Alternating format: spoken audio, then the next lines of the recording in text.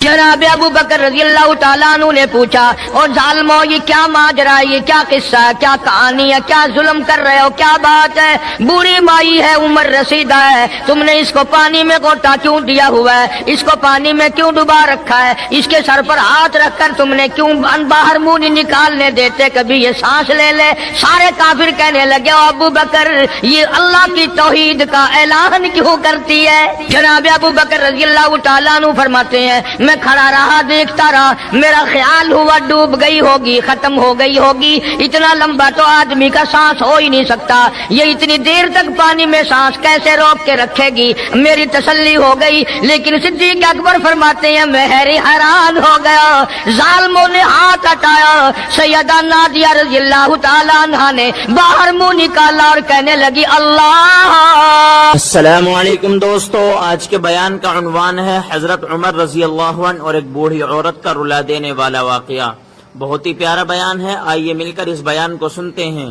अफजलुल बशरी बादल अंबिया बित्तहकीक, अंबिया के बाद सारी उम्मत से सबसे ज्यादा मर्तबा और शान है जनाब अबू बकर सिद्दीक रज़ी अल्लाह तआला अन्हु की। और वो सरकार को इतना प्यारा है, इतना प्यारा है, कसम खा के कहता हूँ आज भी सीने से लगा रखा है।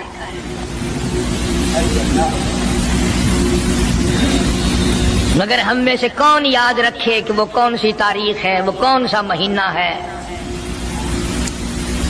जिस दिन में, जिस महीने में इतने उलुल आजम पैगंबर के साथी की वफात हुई। हमारा ताल्लुक ही कुछ नहीं। ज्यादा से ज्यादा लोग ये एतराज करेंगे कि तुम नारे तकबीर लगाते हो, खत्म नबूवत जिंदाबाद का नारे लगाते हो, तुम नारे हैदरी क्यों नहीं लगाते? कभी तुम्हारी खोपड़ी में ये बात भी आई कि कभी किसी ने सिद्दीक अकबर का भी नारा लगाया? प्रोपगंडे का शिकार है दुनिया। सिद्दीक के मानने वाले लोग कब्रों में चले गए। जो अजमत करते थे, मोहब्बत करते थे। जनाब अबू बकर सिद्दीक रज़ियल्लाहु ताला अन्हु के बारे में सरकार मदीना सल्लल्लाहु अलैहि वसल्लम ने इरशाद फरमाया, ओ लोगो, जितने भी तुम सहाबा किराम की जमात हो, जितने भी तुम लोग हो, सबके एहसानात का बदला मैंने दुनिया ही में चुका दिया। अबू बकर के एहसानात का बदला खुदा देगा।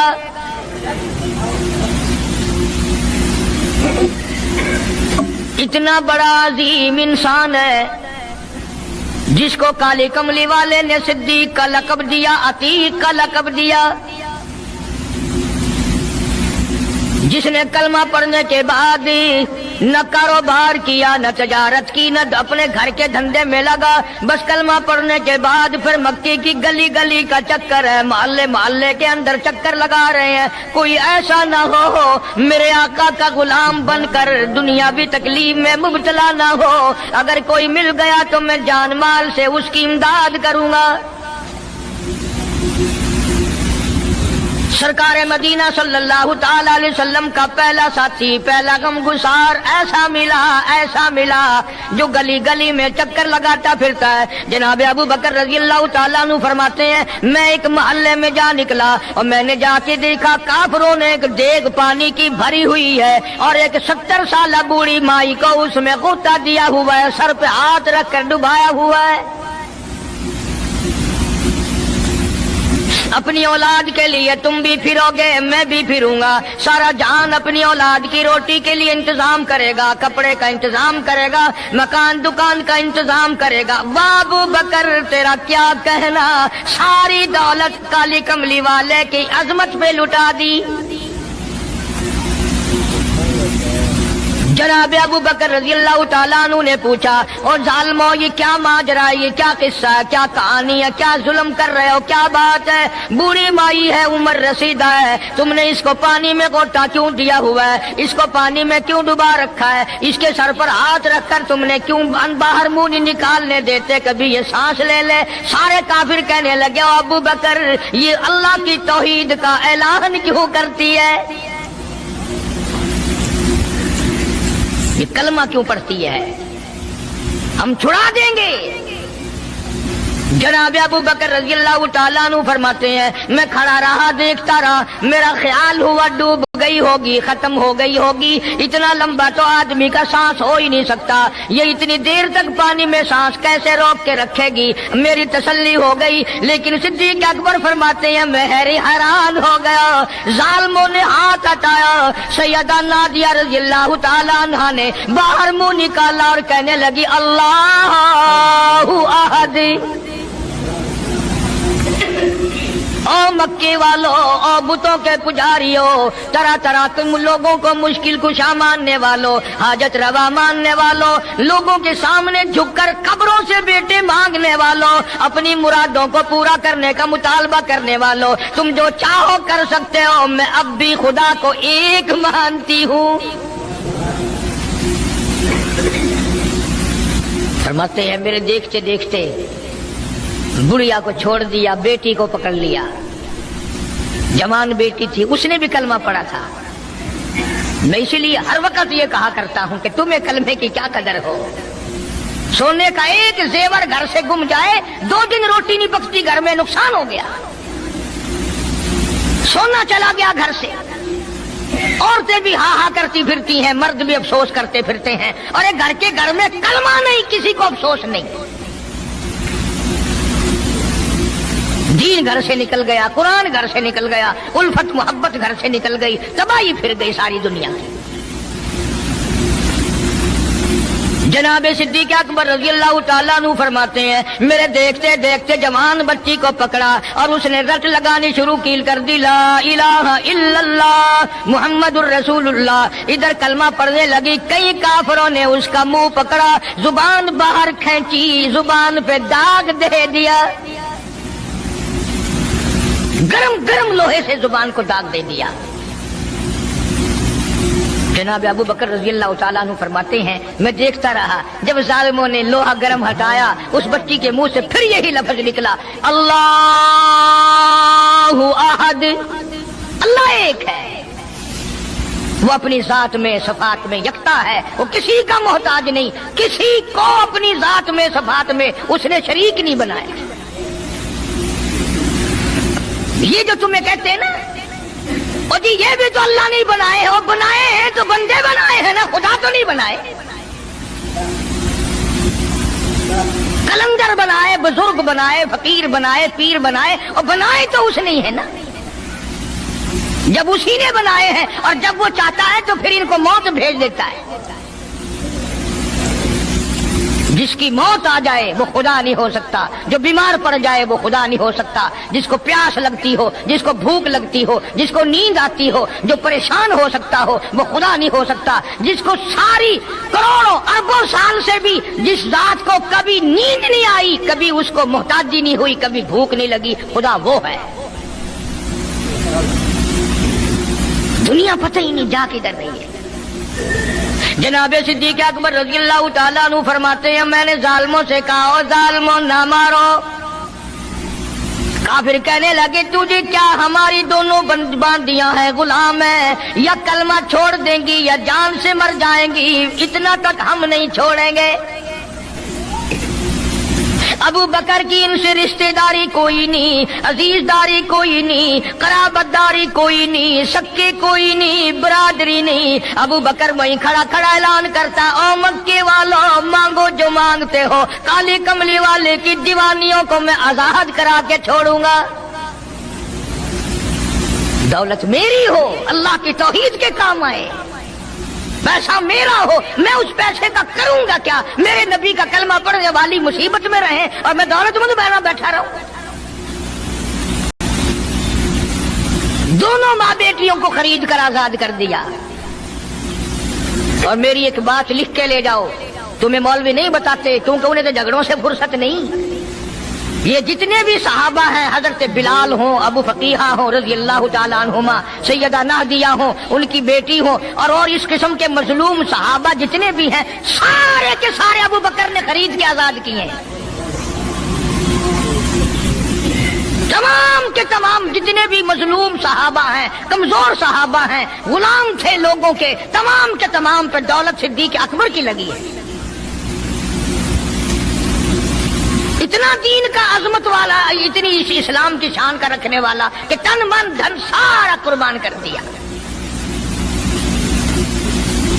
اور پھر آپ لوگ تو کیونکہ ہم رات دن اسی سلسلے میں رہتے ہیں، ہم بھی تم میں سے ہی ہیں، اور دیکھنا جی یہاں حالات ذرا اچھے نہیں ہیں، ذرا دیکھ کے تقریر کرنا، ذرا یوں کرنا، ماحول ٹھیک نہیں ہے، فلاں ٹھیک نہیں ہے۔ علماء کرام نے لکھا جناب ابو بکر صدیق رضی اللہ تعالیٰ عنہ اس دن اپنے آقا کے حضور میں آئے، عرض کیا میرے آقا اجازت دو، آج تو بیت اللہ میں توحید کی دعوت دوں گا۔ کس دن کی بات کر رہا ہوں؟ جس دن اس روئے زمین پہ صرف نبی کا کلمہ پڑھنے والے 14 ہیں، نبی سمیت 14 ہیں۔ آسمان کے نیچے زمین کے اوپر کلمہ پڑھنے والوں کی تعداد صرف 14، اس میں عورتیں بھی آ گئی، مرد بھی آ گئے، اس میں سیدہ خدیجہ رضی اللہ تعالیٰ عنہ بھی آ گئی، علی مرتضیٰ رضی اللہ تعالیٰ عنہ بھی آ گئے، سارے 14 ہیں، سارا مکہ مشرکوں کا ہے۔ حضور کریم سب کہہ دو صلی اللہ علیہ وسلم نے فرمایا ابو بکر تعداد بڑی تھوڑی ہے، غریب لوگ ہیں۔ اللہ اکبر۔ صدیق اکبر کو چاہیے تھا ہمارے زمانے کا کوئی ہوتا اچھا جی کم سے کم 1400 14,000 آپ جدو بن جاواں گے نا پھر ویکھاں گے۔ نہیں صدیق اکبر نے اسی وقت عرض کر دیا میرے آقا اگر آپ حق پر ہیں اور ہم سب حق پر ہیں، اللہ کی پوجا کرنے والے ہیں، آپ کی نبوت کو ماننے والے ہیں، پھر ڈر کس بات کا؟ اجازت دو میں بیت اللہ میں آج خدا کا قرآن سناؤں گا۔ وہ کتنا دلیر ہوگا، وہ کتنا بہادر جوان ہوگا، یوں ہی تو نہیں۔ علماء کرام نے لکھا کہ پروردگار عالم جل شانہ نے جبریل امین سے پوچھا او جبریل ہر نبی کے پاس کتابیں تو نے پہنچائی، میرے پیغام دنیا میں پہنچائے، آدم علیہ السلام کے پاس تو گیا، نوح علیہ السلام کے پاس آپ گئے، ابراہیم خلیل اللہ کے پاس آپ گئے، اسماعیل ذبیح اللہ کے پاس آپ گئے، موسیٰ کلیم اللہ کے پاس آپ گئے، عیسیٰ روح اللہ کے پاس آپ گئے، ہر نبی کے پاس اے جبریل تم آتے جاتے رہے۔ آج میں خدا ایک بات پوچھتا ہوں، تیری بھی کوئی حسرت ہے، تیری بھی کوئی تمنا ہے، تیری بھی کوئی آرزو ہے، تیرے دل کی بھی کوئی انگڑائی ہے، تیری بھی کوئی کائنات میں پسند ہے؟ عرض کرتا ہے الہ العالمین کیوں نہیں، میری بھی ایک پسند ہے۔ پوچھا کیا؟ عرض کرتا ہے میرے پروردگار جب آپ نے پوچھا تو مجھے بتانا پڑا، میرے فرشتے کے دل میں بھی، حالانکہ میں سارے جہان کے نوری فرشتوں کا سردار ہوں، تمام فرشتوں کی سرداری کا تاج میرے سر پہ ہے، 600 نورانی پر میرے لگے ہوئے ہیں، مگر پھر بھی میری یہ تمنا رہتی ہے اے کاش میں جبریل نہ ہوتا، میں ابو بکر صدیق ہوتا۔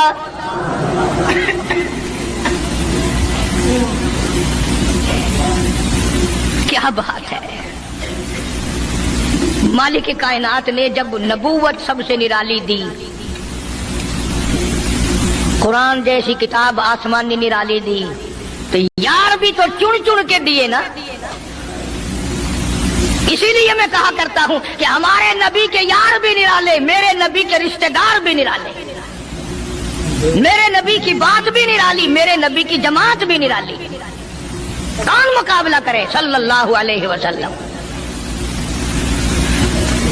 اجازت مل گئی۔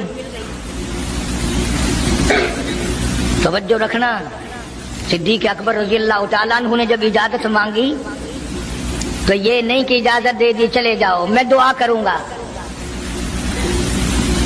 یہ بات نہیں۔ صدیق اکبر کو اجازت دی، جب ابو بکر صدیق رضی اللہ تعالیٰ عنہ اٹھ کے چلے اللہ کی توحید کا اعلان کرنے کے لیے، قرآن سنانے کے لیے، سرکار بھی خود تشریف لے گئے صلی اللہ علیہ وسلم۔ اندازہ لگاؤ اس جلسے کا کیا شان ہوگا، اس کی کیا عظمت ہوگی کہ تقریر کرنے والا صدیق ہے، صدارت پہ امام الانبیاء ہے صلی اللہ علیہ وسلم۔ یہی لکھا علماء کرام نے، قام ابو بکر، کھڑے ہو گئے ابو بکر، ہوا جالس، نبی کریم صلی اللہ علیہ وسلم کے بارے میں لکھا آپ بیٹھ گئے، اور پھر ابو بکر صدیق رضی اللہ تعالی عنہ نے اللہ کا قرآن سنایا بیت اللہ میں، خانہ کعبہ میں۔